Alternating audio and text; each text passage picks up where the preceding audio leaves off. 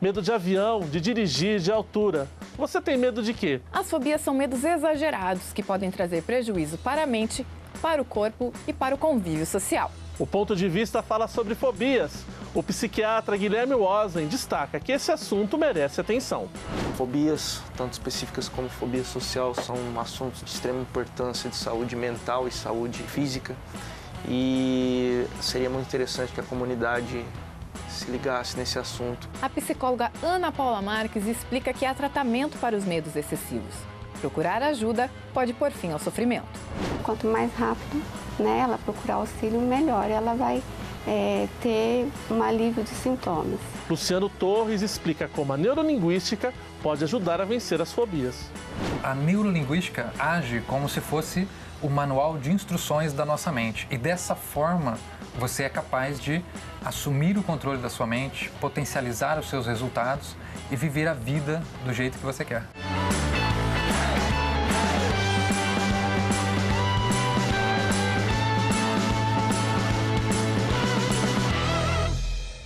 É isso mesmo, esse Ponto de Vista falando sobre fobias. Começo perguntando para o psiquiatra, o Guilherme Wozen.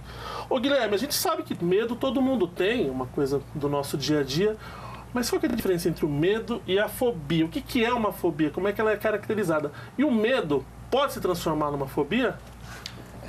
A fobia, na verdade, é o próprio medo, só que de maneira irracional, exacerbada, de maneira patológica, né? Onde o paciente não tem a capacidade de controlar sintomas físicos, sintomas emocionais, frente àquele medo, de racionalizar e falar, isso não vai trazer nenhum problema para mim. Né? E um medo pode se tornar, sim, uma fobia, né? Mas isso vai depender de paciente, de pessoas para pessoas. Ana Paula, em geral, onde estão as origens desses temores? De onde vem essa fobia? Obrigatoriamente esse paciente teve uma experiência traumática ou às vezes nem ele sabe exatamente o porquê desse medo? Sim, muitas vezes ele teve essa experiência traumática, por fatos que ocorreram com ele, que ele vivenciou isso, por exemplo, um acidente de trânsito, ou uma picada de inseto, ou uma mordida de cachorro. Então, são experiências que ele realmente passou, ou muitas vezes não, muitas vezes por histórias, que ele ouviu, que aconteceu com alguém, então ele acha que pode acontecer com ele também, então ele acaba desenvolvendo esse medo, essa fobia, e outras vezes que ele associa a um fato, ao ocorrido, a determinado local, ou determinado objeto, ou a um determinado até animal. Então, assim, por exemplo, ele estava num ambiente e aí ele soube de alguma história, alguma coisa que mexeu muito com ele, alguma história que abalou muito ele, e ele acabou associando aquele ambiente ou aquele objeto. Ou aquele uma transferência. Então, o medo não seria necessariamente do objeto, mas ele fez essa associação. Isso, acabou projetando para aquele ambiente ou objeto, enfim. Luciano Torres, ele estuda neurolinguística, é especialista nessa área. Ô Luciano, e qual que é a influência das nossas posturas, às vezes automáticas, nossos gestos, nossas falas, no nosso dia a dia, pensamentos, para reforçar, que reforça esse medo? Explicar para o pessoal lá de casa qual que é a área de atuação da neurolinguística, em qual campo de estudo? Ok.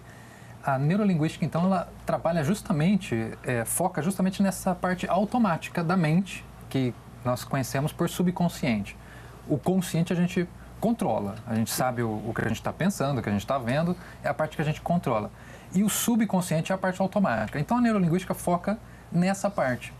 E aí existem esses padrões, se por um acaso, uma hipótese seria a gente repetir, eu tenho medo, mesmo que a gente não tenha, eu tenho medo de voar, tenho medo de avião, tenho medo de avião. Mesmo que você nunca viajou, pode sim, eu acredito, contribuir para gerar essa sensação, esse medo realmente. Uma espécie de uma semente dessa futura fobia. Sem dúvida. E aí, outro exemplo dessa parte automática que nós temos, que é o subconsciente, seria uma pessoa que tem um acidente de trânsito em uma determinada rua. Perfeito. E ela cria esse medo ou essa fobia de dirigir. E, obviamente, não é só naquela rua. Isso vai se estender para todos os lados, de uma forma automática também. Guilherme, em geral as fobias se manifestam na infância ou elas podem surgir também na idade adulta? E há uma forma diferente de perceber esses sintomas na infância e na vida adulta? Durante a infância, geralmente, a partir dos 5, 7 anos de idade, ou até um pouquinho mais cedo, as crianças podem exibir sintomas fóbicos, né? Só que os critérios diagnósticos, eles atentam para que a gente fique esperto com sintomas como birra, agressividade, se agarrar nos pais, né? Nos parentes, nos entes queridos, onde eles têm mais confiança. Agora, é interessante também notar que pode ocorrer sintomas fóbicos, a pessoa pode passar a vida inteira sem ter sintoma fóbico e lá na idade mais avançada ela passa por uma doença física incapacitante, né, onde ela pode perder o equilíbrio, onde ela pode ter um problema na perna ou o que seja.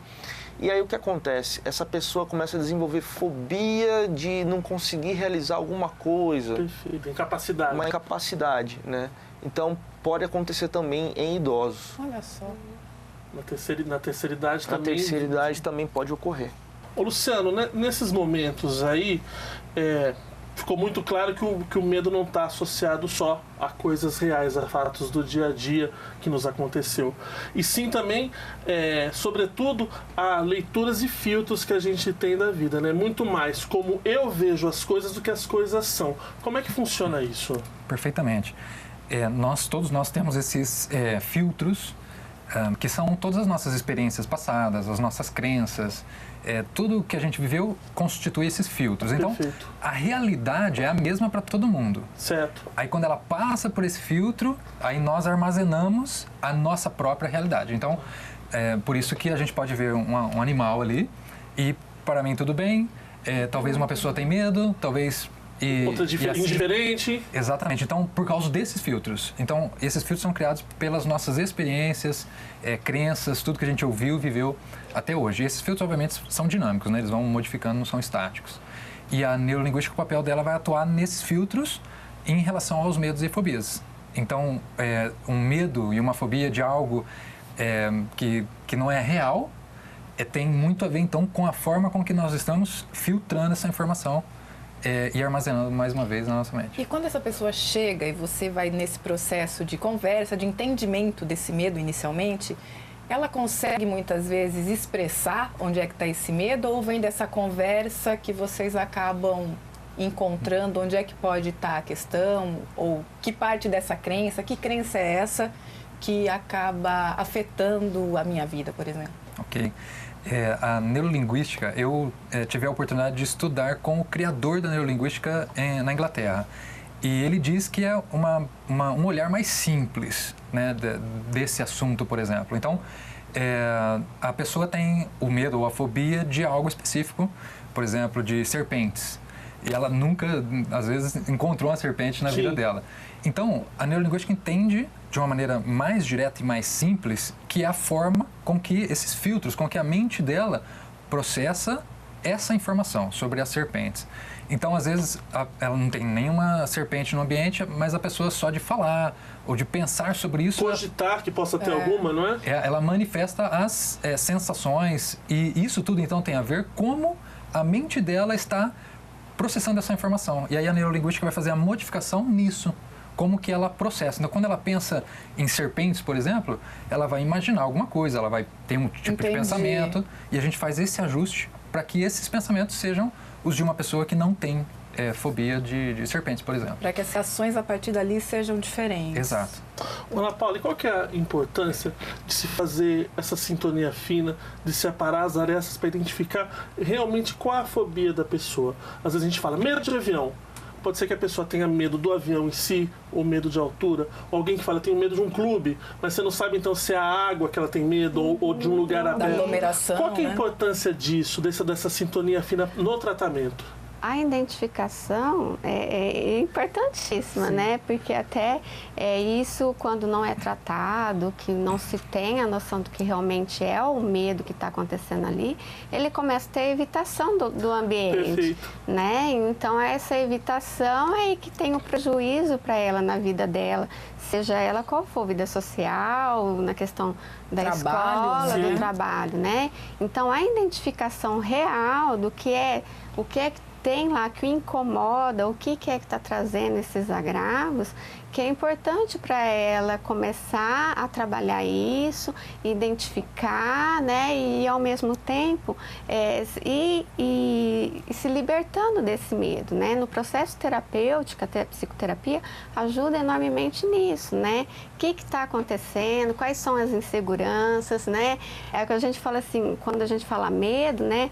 Medo todos nós temos, e isso até de uma certa forma é saudável a gente ter o medo, protege, porque nos né? protege de perigos, né, de alguns riscos. Então é um sinal de alerta que a gente tem, porque senão, por exemplo, nós estamos num rio, né? A gente sabe que aquele rio tem uma enorme correnteza. Sim. E a gente não sabe a nadar adequadamente. Se a gente não tiver medo, a gente se joga naquele rio. Exatamente. Né? Então é importante até a gente ter medo, porque ele é, de certa forma, saudável. O excesso disso, né? O exagero disso, que traz essa questão de evitação dos lugares, de evitação de você fazer algumas coisas, né? Que traz esse prejuízo.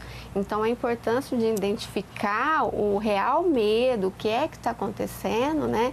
É para libertar disso, para que ele possa ter uma melhor qualidade de vida, um melhor convívio e ele conseguir fazer as atividades que ele tem, que ele está em prejuízo, né? Perfeito. Doutor Guilherme, tem algum índice do qual seria o percentual da população que sofre com algum tipo de fobias? Há algum tipo de indicador se mostram se as fobias acometem mais homens ou mulheres? A prevalência da fobia específica, né, no caso, ela varia entre 5% a 10%, 5% a 12%. Isso vai depender muito do local, da cultura, Ok. Perfeito. né, que molda o paciente. Ou seja, de país para país varia muito. E de fobia para fobia depende muito do estímulo, do que está da aversão que a pessoa vai ter a certo estímulo. É óbvio que a maioria das fobias, a incidência maior é em mulheres, mas algumas fobias se equiparam entre Ok. homens e mulheres, né? Então, muitas vezes, por exemplo, o homem, medo de tempestade, coisas do tipo, o homem tem a prevalência é a mesma entre homens e mulheres. Doutor, e dá pra gente falar quais são alguns tipos mais comuns, pensando, já que o senhor falou que isso difere país para país, cultura para cultura, pensando no Brasil, a gente consegue elencar quais seriam os tipos mais comuns de fobias aí relatados? Eu acho que os famosos medos de injeção, Medo disso, né? medo de barata, medo de inseto, né? Inseto, né? Inseto, muito comum. Aí vai depender do inseto, vai ganhar um nome específico para Pra isso. cada Porque um. existem milhares de nomes para as fobias específicas em si. Medo de avião, de voar, né? De altura, medo de lugar fechado. Enfim, existem vários tipos. Tem inúmeros. Matheus, e já que a gente está falando dos inúmeros casos de fobia, a gente confere agora um vídeo onde o medo é de água, era de nadar. Olha só. Quem vê o Juan assim na piscina nem imagina a difícil relação que ele tinha com a água. Não podia nem encostar em mim a água. Quando espirrava a água, eu já pegava a toalha. A mãe do menino explica que essa versão tinha relação com um medo antigo, sem causa ainda identificada. O Juan, ele sempre apresentou esse medo desde bebê, né? Tanto de chuva, né? Ele sempre foi na janela, às vezes vai sair, tem uma nuvem, já chorava, não queria nem ir para a escola às vezes.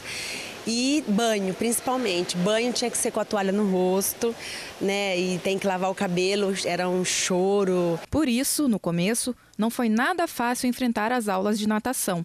Na academia, ele encontrou o apoio do instrutor. Professor com jeitinho, sempre conduzindo ele no colo, para lá, para cá.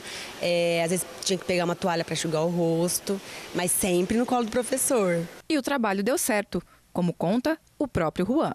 Depois eu fui vendo que a água era normal, não fazia nada e fui indo perdendo medo. Gerson é professor de natação e coordenador na academia que Juan frequenta.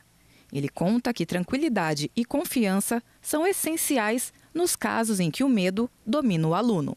É um ambiente novo para ele, então ele precisa conhecer primeiro e principalmente pegar confiança no professor para aquilo que o professor vai passar para ele entender que vai ser seguro, que o professor está ali para ajudar, né? E essa é a abordagem ali no início, bastante conversa, né? Passando bastante confiança, tendo bastante paciência. A mesma abordagem vale para os adultos que têm medo de água. Quem decide encarar o desafio ganha autoconfiança. A autoestima dele realmente melhora e ele vem mais confiante para as aulas, né? A cada dia, ele vem com mais vontade de aprender mesmo e a perder o medo. A superação de Juan vai ser comemorada em família. Graças a Deus, nós vamos fazer a nossa primeira viagem. Nós vamos para Porto Seguro, né? No hotel tem piscina, já me formei. Tem a praia, né? E ele tá radiante, né? Feliz da vida. Juan confirma que está pronto. Agora você nada em qualquer lugar, não tem mais medo de nada? Qualquer lugar. Não tenho mais medo de nada. A gente acabou de conferir um vídeo sobre medo de água, medo de nadar. Também apresentamos quais foram as alternativas encontradas para vencer esse medo. E aqui no estúdio eu volto falando com o Dr. Guilherme, que é psiquiatra. Doutor, quais são os sintomas físicos que as fobias podem desencadear? Muitas vezes sintomas autonômicos como ataques de pânico, e isso é importante a gente dizer que o paciente tem um ataque de pânico não significa que ele tem transtorno do pânico. Né? Então muitas vezes ataques de pânico, o paciente dá uma congelada, dá uma travada literalmente. Então sintomas como taquicardia, sudorese, sensação de morte, sensação de que vai passar mal, são sintomas mais comuns quando o paciente enfrenta uma situação fóbica. Matheus, é hora de um intervalo. É isso mesmo, a gente faz um breve intervalo e volta já já com o ponto de vista. Não saia daí.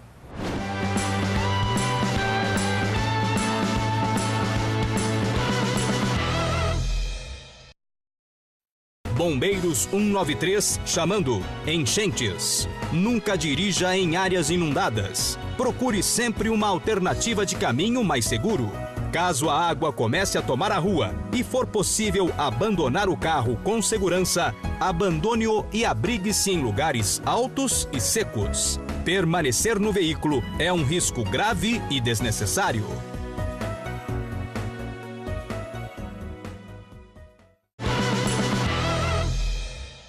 E o ponto de vista de hoje é falando sobre fobias. Muita gente, Vivian, tem medo de dirigir. Só de ouvir a palavra que vai ter que pegar o volante, já entra em pânico, não quer nem sair de casa. É isso mesmo. Matheus, a gente vai conferir agora o depoimento de uma motorista que passava justamente por isso. E ela conta pra gente o que ela sentia e o que ela fez para superar tudo isso. Vamos conferir. Abrir a porta do carro, colocar o cinto de segurança, dar a partida no veículo. Ações consideradas simples e automáticas para alguns motoristas causam pânico em outros. Eu tinha medo realmente de entrar dentro do carro, dar a partida, era um sufoco. Eu achava assim que o espaço era pequeno para passar entre dois carros, ou então eu ia atropelar alguém, bater, tem tudo isso. Maria Cláudia tirou a habilitação em 2015. Comprou o carro em 2017, mas o automóvel ficou parado na garagem por 6 meses. Disposta a vencer o medo e ter mais independência, tomou uma decisão. Procurei ajuda, especialista nisso e estou indo. Para ajudar pessoas como Maria Cláudia, existem os psicólogos do trânsito. Essa é a profissão da Andréa há mais de 10 anos. Trabalho com pessoas habilitadas que têm medo de dirigir, por um motivo ou outro que não conseguem, não importa se essa pessoa é recém-habilitada de meses ou de anos, de 10, 20, 30 anos sem conseguir dirigir. Então eu trabalho com terapia e aulas práticas. Ela explica que no processo terapêutico busca-se entender o que está impedindo a pessoa de dirigir. A maioria das vezes não foi um acidente, não foi uma morte num trânsito. A questão é muito do perfil. tá? É a questão da pessoa de ser perfeccionista. Então, de repente, uma raladinha no portão, porque o marido gritou, porque o carro desceu numa rampa, porque não conseguiu estacionar, porque não freou da maneira correta, isso já serve para falar, olha, não vou dirigir mais, chega. Já nas aulas práticas, é hora de se familiarizar com o veículo e com o trânsito da cidade. O trabalho começa com os princípios básicos. Para dar mais segurança ao motorista, o carro da Andréia é como um automóvel de autoescola. Possui todos os comandos também do lado do passageiro. Eu ensino desde como sentar num banco, espelho retrovisor, ponto cego. Eu quero que o cliente seja íntimo do carro. Ela tenha domínio sobre o carro, não o carro dominar. Maria Cláudia conta que, com ajuda especializada, adquiriu confiança para dirigir. Eu ando mais na minha cidade, né, que eu moro em Mirassol, eu ando mais na minha cidade, no meu bairro. Hoje eu já vou no mercado, eu vou no centro da cidade, eu volto, eu levo a minha mãe em algum lugar, assim. Bom, meu próximo passo agora, né, é criar um pouquinho mais de coragem e pegar a estrada para vir trabalhar, que foi essa a minha intenção de comprar o carro, né. Então, eu quero vir trabalhar com o meu carro. Já estou cansada de busão. Os avanços conquistados até aqui já enchem de satisfação. A sensação de liberdade é maravilhosa.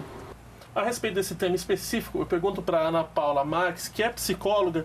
Ana Paula, o que esse tipo de medo de dirigir, pode influenciar na rotina das pessoas? Muitas vezes elas acabam dependendo de familiares, elas precisam pedir ajuda, às vezes, para um pai, ou para o esposo, para a esposa, e com o tempo acabam ficando mais isoladas, não querem sair. Como que esse medo influencia? Influencia realmente nisso, assim, né? Essa questão da dependência, Sim. porque se torna um dependente familiar ou um dependente de um amigo, né? E ao mesmo tempo isso causa um enorme sofrimento, porque ao mesmo tempo que ela quer se libertar, que ela quer ter essa independência, ela não consegue, né? Então causa um enorme sofrimento para ela. E esse sofrimento, nesse movimento que ela tem que fazer, de pedir ajuda, de pedir que leve ela para os lugares, né? Isso incomoda também. E aí acaba fazendo isso, né? Ela acaba se isolando, acaba não querendo sair mais, porque tudo para onde ela tem que ir, chamar alguém, outros. ela depender de um, ou depender de amigos. Então isso acaba fazendo com que muitas vezes, eu não vou sair porque eu tenho que chamar alguém para ir comigo, ou meu pai não pode me levar, ou meu marido não pode levar, que acaba algumas pessoas da família também se incomodando, né? Algumas pessoas falam, eu não sou seu motorista, acabam falando, né? A gente ouve muito isso, né? Você está achando que eu sou seu motorista, tem que levar para todos os lugares, sendo que o carro está aí, você não dirige. Então, ela acaba realmente se isolando, não querendo sair mais de casa, porque ela não consegue enfrentar a situação, né? E o trânsito é muito agitado, agressivo, é agressivo hoje em dia. Então, se a gente realmente não trabalhar isso com a gente, se a gente realmente não ter uma ajuda de um profissional, a gente acaba, né, não querendo mais dirigir. Paulo, e como é que os familiares devem agir nesse caso? Porque muitas vezes o motorista que tem essa insegurança pede auxílio para alguém da família. Olha, vamos comigo junto, me ajuda. E às vezes essa pessoa, sem ter o preparo específico, falta paciência, né? Falta tato para lidar com aquela situação. Acaba gritando. Pode vir um grito. Isso tudo deixa esse motorista mais exposto? Piora a situação? Isso, mais exposto, piora a situação. Quanto mais isso acontece, mais ele vai querer evitar o dirigir, né? Porque ele sente que ele não é compreendido, né? Então ele vai querer cada vez me isolar, né? Cada vez mais evitar de pegar o carro. Sente inseguro porque acha que se ele vai pegar o carro, a pessoa que vai estar do lado vai ficar, mas tá vendo? Você não faz o que eu falo, né? Então ele não vai ter a segurança dele de fazer da maneira que ele quer, mas da maneira que o outro quer, porque o outro realmente não tem, né, toda a didática de lidar como os próprios instrutores de autoescola tem quando ensina a dirigir, né? A gente está ali do lado, mas não tem toda aquela didática de ensinar passo a passo. Então, muitas vezes, ele precisa de procurar, até hoje a gente tem escolas para isso, né? Especializadas para ajudar a enfrentar novamente o trânsito, a profissionais da área da psicologia, até mesmo para ajudar em questão de enfrentar o trânsito, principalmente de pessoas que já vivenciaram sofrimento por um acidente graves, que não conseguem mais dirigir. Ô Luciano, nessa hora em que a pessoa está num processo de se livrar dessa fobia, principalmente no trânsito, às vezes comete algum deslize e ela é repreendida pelo motorista do lado, recebe um xingamento, essa hora dessa frustração, o que isso pode acarretar? Voltar lá na estaca zero da pessoa do tratamento ou não? Sem dúvida, é um momento em que ela vai usar, dentro da neurolinguística, essa parte, a linguística, a favor dela. Então, se ela está no processo de reabilitação, né, de estar conquistando novamente essa área, e acontece esse pequeno deslize, o papel dela, que já estaria instruída para isso, seria usar a linguística, a neurolinguística para isso. Então, por exemplo, seria, não, realmente cometi um pequeno erro, porém, já percebi, já fiz o ajuste, terei muito mais cuidado da próxima vez e vou continuar esse meu caminho de desenvolvendo e voltando a ter total confiança. Essa seria a dica nesse momento, para não justamente voltar. E quando a gente fala esse pequeno ajuste, isso viria de que forma? Pensamentos, palavras, como é que eu consigo me manter fortalecido diante de uma situação como essa? Ok. Você mesma, justamente isso, pensamentos. O pensamento está constituído de palavras, né, que a gente fala, imagens, o que a gente imagina. Então, o pensamento em todos os sentidos. Então, você vai poder falar, né, pensar, falar mentalmente. Estou conquistando minha confiança novamente, estou avançando e tenho certeza que estarei lá dentro de pouco tempo.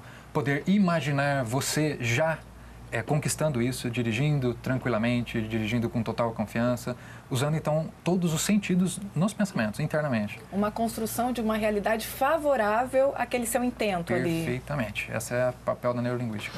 Ô Guilherme, outra fobia que é descrita é a fobia social. Sim.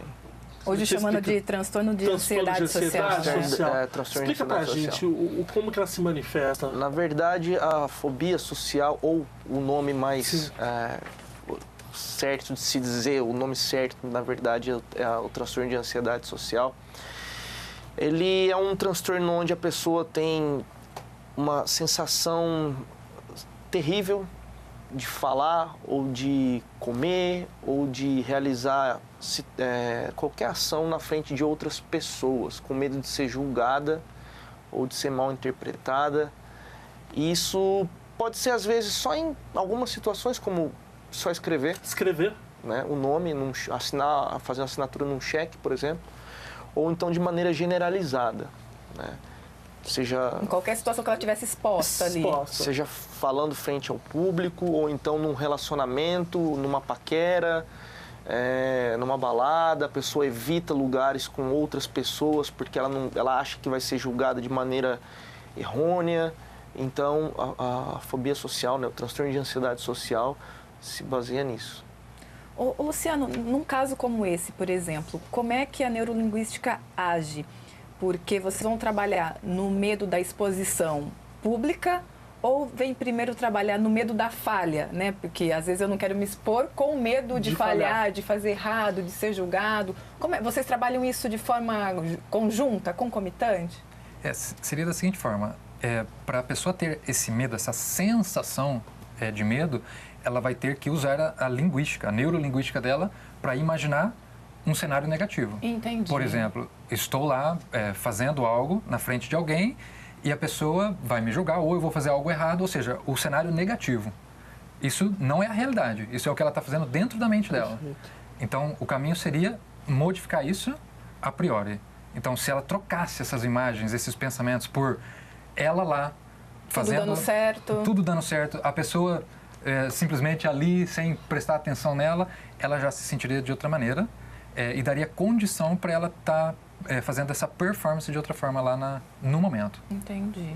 Ana Paula, e as situações, as atividades em que o objeto que a pessoa tem medo está oferecido a ela, mas de uma forma controlada? onde ela possa ir devagar, pouco a pouco, pondo o pé na água para sentir. Qual que é a importância disso? Elas têm que ser dosadas até que ponto? Por exemplo, a gente está falando da fobia social. Isso. Um curso de teatro, uma aula de oratória. Uma aula de canto. Isso é legal ou às vezes pode forçar a barra? Depende do momento que ela está e se ela tiver em acompanhamento, o grau de fobia que ela tem, a intensidade do medo dela, né? Porque às vezes quando a gente fala assim, vai fazer um curso de oratória, quem sabe, mas como que eu vou, se eu vou chegar lá e eu não vou conseguir falar, porque eu vou ter que falar na frente de algumas pessoas também. Então isso também, de certa forma, ela vai ver como uma exposição. Né? Por isso que é importante ela primeiro fazer um acompanhamento, fazer o tratamento dela, há uma identificação, Entendi. há um prejuízo para ela na vida e na qualidade de vida dela. Então, né, identificou isso, procure ajuda e aí sim busque outros meios, que seriam os meios alternativos, né?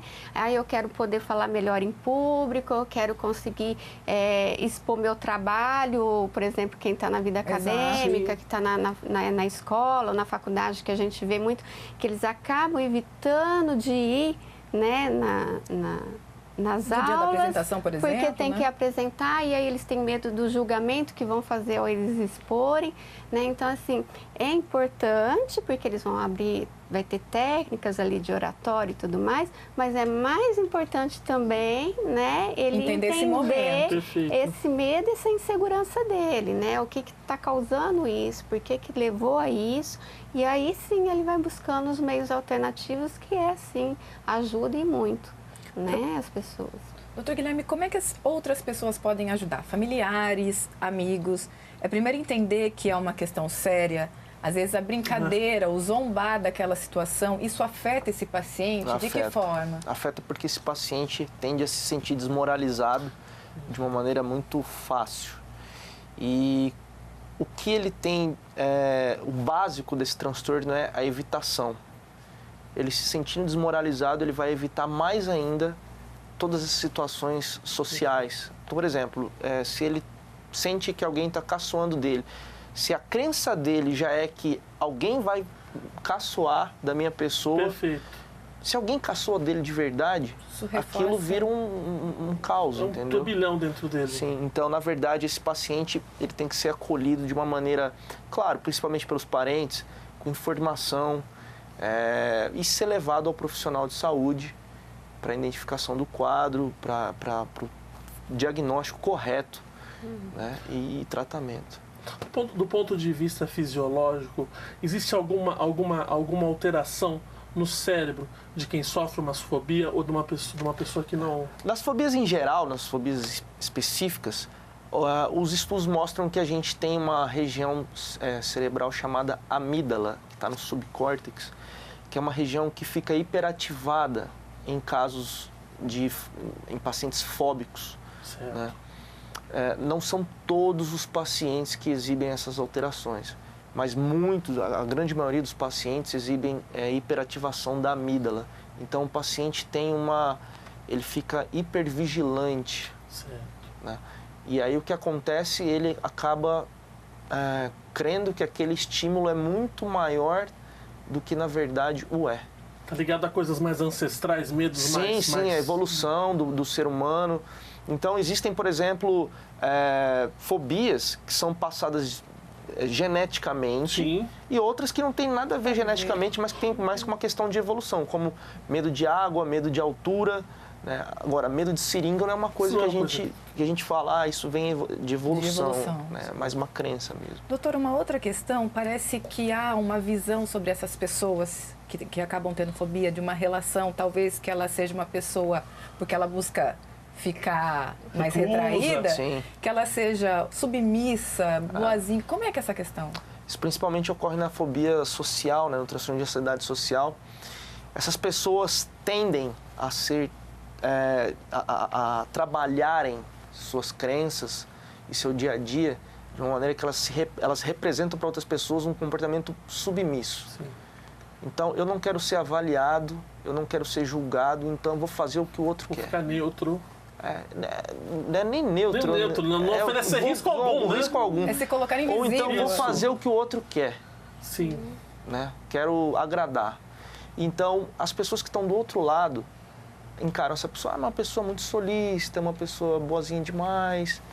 E muitas vezes não é isso que acontece. A pessoa está sofrendo ou tem um outro tipo de traço de personalidade que, na verdade, está se manifestando com essas características. Que bacana. Ana Paula, e aí a pessoa vai atrás de se livrar dessa fobia e às vezes o marido dessa pessoa que está acostumado com ela submissa, com ela calma, ele sofre, ele também tem que ficar atento a isso, participar disso aí, entender que essa mulher dele ou esse esposo vai ser uma nova pessoa? Eu acho importante isso que o Dr. Guilherme falou, porque quando essa questão de submissão, de acabar aceitando muito o que o outro diz, né, fazendo o que o outro quer, anula muito os seus próprios sentimentos. Então, assim, o que eu quero, o que eu penso, né, vai com o pensamento do outro, não o que eu realmente quero fazer para mim, o que eu acho que é melhor para mim, o que eu acho que é melhor para o outro.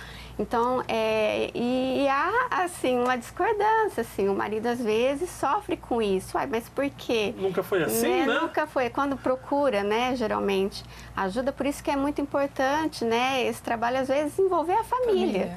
Né? Porque às vezes a gente ouve isso em psicoterapia, meu casamento está acabando porque minha esposa está diferente, ou vice-versa, né?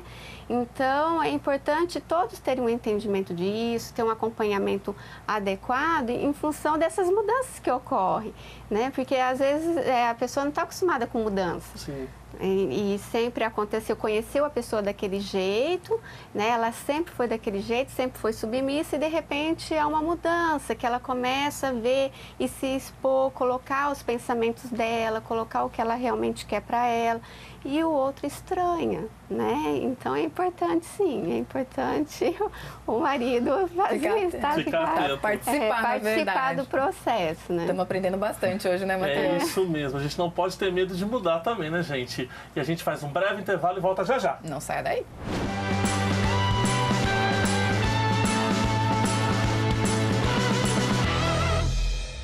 Cada gota conta. Economizar água é muito simples. Enquanto eu escovo os dentes, eu desligo a torneira. Enquanto eu faço a barba, eu fecho a torneira também.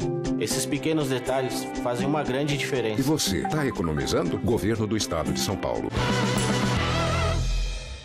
De volta com o ponto de vista, hoje falando sobre fobias. Eu pergunto para a psicóloga, para Ana Paula Marques. Ana Paula, e até que ponto essas fobias podem interferir na nossa saúde, no dia a dia da nossa saúde? Às vezes não querer fazer um tratamento. O que elas influenciam? Delas não procurarem ajuda, elas começam a ter esse isolamento. Então, elas acabam não querendo mais sair de casa, né? Elas evitam determinados lugares, evitam determinadas situações, né? E isso traz um prejuízo muito grande para ela. Dentista, quem tem medo de dentista, às vezes não vai. E aí, né, causa problemas de saúde. Não vai no médico porque tem medo do médico, né? Tem até a síndrome do jaleco branco, né? Chega no consultório, a pressão altíssima porque tem medo até do médico. Então, assim, acaba um prejuízo enorme, né, para a pessoa. A falta e assim, às vezes a pessoa acha que assim, não, eu não dou conta, eu não vou, mas às vezes até desconhece que tem tratamento para isso. E tratamentos alternativos para isso, né? Isso, então muitas vezes a gente, quando chega pra gente, eu já falo assim, nossa, doutora, eu já sinto há muitos anos isso, né, mas só agora que me falaram que tem como tratar. Que coisa. Então, a gente ouve muitas vezes até isso, né, e algumas pessoas acabam falando que caçoando dela, achava que era coisa dela, frescura. Então, atrapalha muito na vida dela, na qualidade de vida dela, porque ela faz a evitação dos lugares, dos tratamentos adequados que ela tem que fazer. Os prejuízos são físicos e mentais. Porque é um sofrimento interno, né? É um sofrimento muito grande, porque ao mesmo tempo que ela quer se libertar, ela não consegue. Matheus, a gente falou um pouquinho aqui sobre a fobia interferindo na saúde e a gente lembra, claro, do dentista. Muita gente tem medo. E eu fui ouvir o trabalho que um profissional aqui de Rio Preto realiza. Ele encontrou uma forma de deixar os pacientes mais relaxados durante um tratamento. Olha só.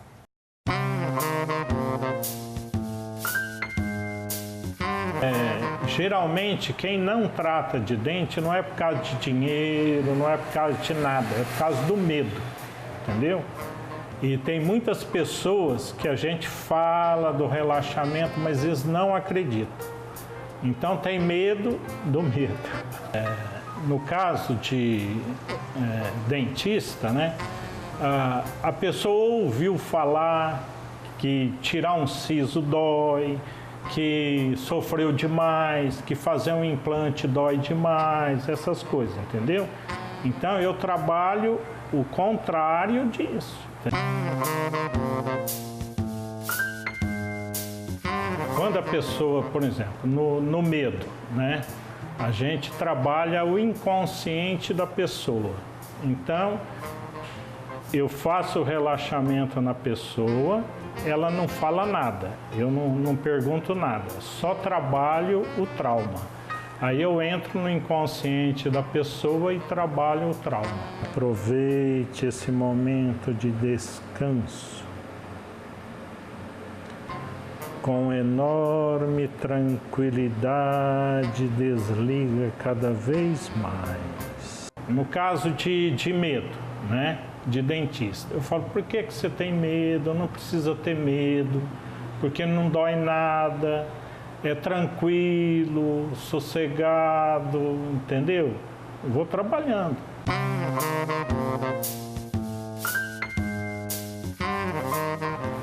Que isso existe e é real, que através do relaxamento tira o medo.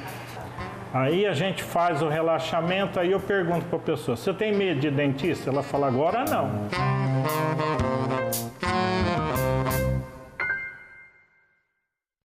Luciano, e o papel da família, os pais especificamente? Como é que eles podem ajudar os filhos a ser mais saudável com relação a seus medos e não fazer com que os filhos herdem os medos dos pais? Fantástico. Basicamente vai estar na fala. Nós falamos que neurolinguística são vários elementos, mas nesse caso basicamente vai ser a fala. Quem nunca ouviu, né? Cuidado com o bicho-papão, cuidado com não sei o que lá. Isso obviamente cria essa sensação. Então, o papel dos pais é fazer o papel contrário, afirmações positivas e reafirmando que a pessoa é capaz, que ela pode, que ela tem competência para fazer qualquer coisa. E não usar no negativo. Por exemplo, não tenha medo de fazer isso. Tá. Isso é na forma negativa, tinha que falar da forma positiva. Faça isso com coragem, faça isso com confiança, na forma positiva e reafirmando então as capacidades, não da forma negativa e não colocando o medo realmente, né, na pessoa, na criança. Perfeito. Doutor Guilherme, a gente pode falar numa possível situação de reversão de fobia, de cura de fobia, ou o que acontece é que o paciente se nutre e encontra ferramentas de lidar melhor com a situação, de ter controle, de ter equilíbrio? Em relação às fobias específicas, geralmente a terapia de exposição, né, é uma técnica específica, o paciente obtém grande sucesso, vencendo, se desvencilhando dos sintomas aversivos. Que sei o quê? Eu ter contato com aquilo que eu tenho medo. Sim. De forma gradativa. Gradativamente, com um terapeuta, mudando as crenças dele em relação àquele estímulo.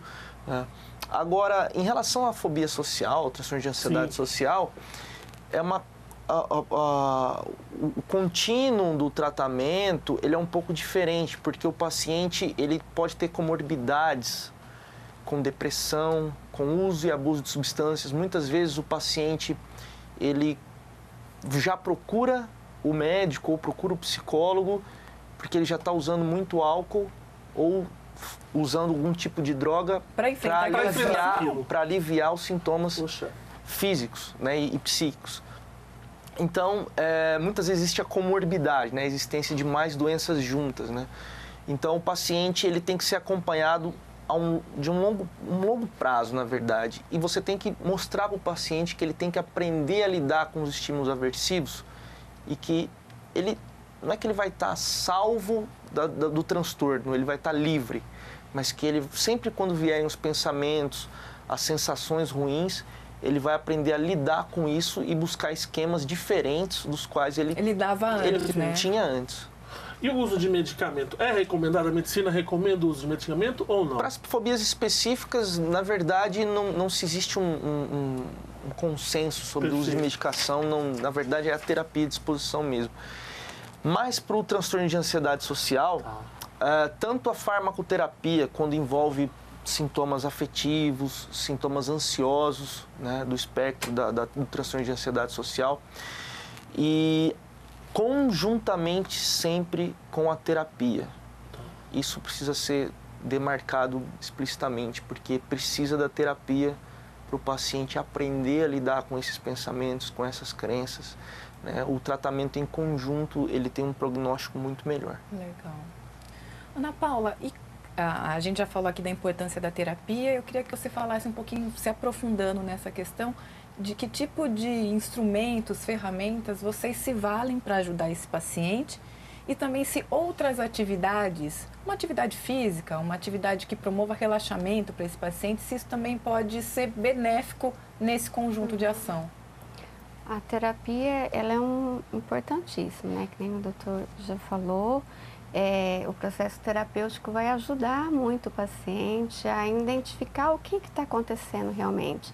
Né? Quando a gente fala da questão da fobia social, principalmente, né, são pessoas muito inseguras, então às vezes já sofreram algum tipo de maus tratos, né, na infância, na adolescência, né, aconteceu algum fato realmente com eles que colocou numa situação expositiva.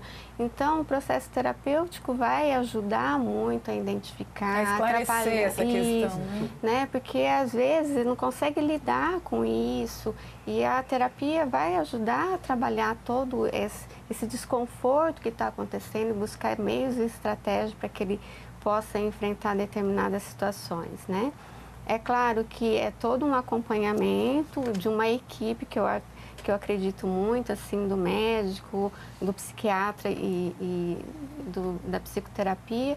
E as atividades físicas são importantíssimas, né? Porque a gente sabe o quanto mais vem vindo os estudos aí falando das atividades físicas, o quanto que faz bem para a nossa qualidade de vida física e mental. Né? Então, a atividade física vai ajudar muito a controlar a ansiedade, né? E às vezes a gente tem que tomar esse cuidado porque a gente associa muito assim, começo a fazer caminhada, ou começo a correr, aí meu coração dispara, dá uma palpitação, já começo a ficar ofegante, aí já associo com os sintomas da minha fobia. Teve lá da fobia. Né? Então, são momentos diferentes, né? Você está exposto a uma atividade física que muitas vezes, sim, vai acontecer principalmente quando você está iniciando a atividade física, isso acontece com todo mundo, né? Então, ele ter esse esclarecimento, às vezes até ajuda de um profissional também para fazer atividade física, seja ela qual for, uma simples caminhada, quando a gente começa, né? A gente, às vezes, num ritmo um pouquinho mais acelerado, a gente acaba também acelerando, né, o coração. Então, ele também observar que isso não quer dizer que ele vai ter a crise ali naquele momento, mas que é importante para a qualidade de vida dele. Luciana, conforme o tempo vai passando, a gente vai entrando em contato com novas tecnologias, novas formas de se comunicar. Hoje a gente vive na era da informação até exacerbada em alguns momentos, né? Você tem sentido isso? Chega para você casos de pessoas que estão mais estressadas ou mais medo surgem, mais fobia surgem desse outro ambiente de mais excesso? Você tem sentido isso? A gente pode fazer algum tipo de relação nesse sentido? O que eu tenho ouvido é que quando as pessoas recebem muitas informações, sempre com caráter, obviamente, negativo, para gerar medos, de notícias. Então, se você ouve muita notícia sobre violência na sua cidade, repetidas vezes, vários dias, durante um bom período, acaba gerando isso. Eu recebo esses comentários com bastante frequência. Então, acredito que nesse sentido pode sim contribuir para isso. De criar, na verdade, uma comoção. Você fica envolvido ali, né, naquela ideia do que foi criado ali. Justamente. Não que não exista, mas dependendo do jeito que você recebe aquela informação. O grau que você vai estar internalizando isso e depois expressando em forma de medo. Então, antes, talvez sem essa repetição, você faria alguma coisa normalmente, na rua, sairia, pegaria seu carro, e depois desse processo, você já vai ficar com muito mais dúvidas de fazer a mesma ação cotidiana. Entendi. Ô, Luciano, e dentro do espectro, nossa última rodada agora de perguntas, dentro do espectro de técnicas para eu relaxar, para eu me centrar numa situação dessa, o que você recomenda para o pessoal lá de casa? No momento? Isso, no momento que você está numa crise maior. Realmente, no tratamento eu estaria desenvolvendo essas técnicas previamente. Sim. Seria um processo, né? Para que quando chegasse esse momento ela tivesse, né, munida dessas ferramentas. Porém, sem dúvida nenhuma, a respiração e o relaxamento têm uma função muito importante. Por exemplo, é impossível a gente estar nervoso respirando tranquilamente. Sim. Né? Então, a respiração fica aquela respiração curta, ofegante. Né? Então, se você conseguir, obviamente, parar por 1 minuto, retomar a tua respiração, sem dúvida nenhuma vai contribuir. E depois, nesse campo, obviamente, pensamentos novamente. Conseguir assumir o controle dos pensamentos, deixar esses pensamentos negativos saírem, porque eles já vieram, saírem, e retomar uns pensamentos mais reais. Realmente, possibilidades que eu vou dar conta daquilo, que aquilo não é do tamanho que eu imagino que seja. Eu tenho certeza que isso só faz parte dos meus pensamentos, essa sensação que eu estou sentindo, e pensamentos positivos, jogar pensamentos positivos. Sei que eu sou capaz, já fiz isso várias vezes, e colocar esses pensamentos nesse momento. É uma tarefa realmente difícil. Ali naquele momento, talvez, né? Mas, sem dúvida, o caminho é por ali, sem dúvida nenhuma. Ana Paula, e que recado você daria para quem está nos assistindo, às vezes passando por uma situação como essa, e às vezes ainda encontra algum tipo de resistência de procurar ajuda, né? Qual que seria o primeiro passo? Fala com quem? Procura quem?